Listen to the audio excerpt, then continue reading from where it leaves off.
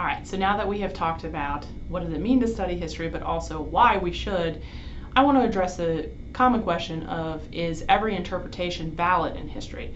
The short answer is no.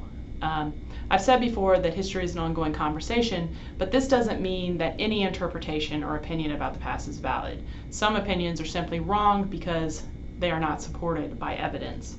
Maybe at some point evidence might arise, but history is based on what is available to us, often in the form of primary sources.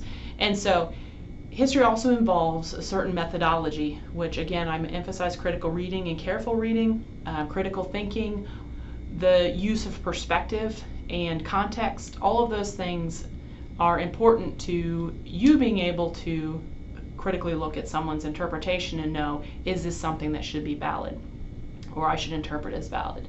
So again, history is about asking questions. I said that we would talk about this some more, now we are.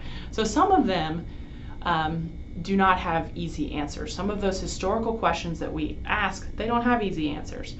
So for instance, some of those really tough questions that we look at in history, we may repeatedly return to.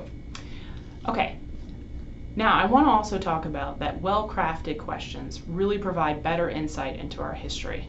And by well-crafted, I would say that questions that are more open-ended and lead to something. For instance, if we think about, as I mentioned, that history is not about memorizing names and dates, and there's a reason for that. The names and dates are an important part of the context, but when did somebody do this only leads us to a date. That's all it leads us to. It fills in and we don't go anywhere else. It doesn't lead somewhere. It doesn't lead to a conversation unless, of course, there is a very large debate over when something happened. That might be something different.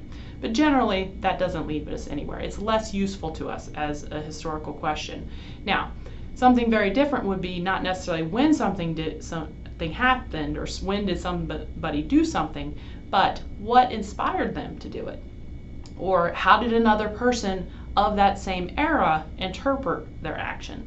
Those are much more useful historical questions that could lead us lots of great directions and interesting ways.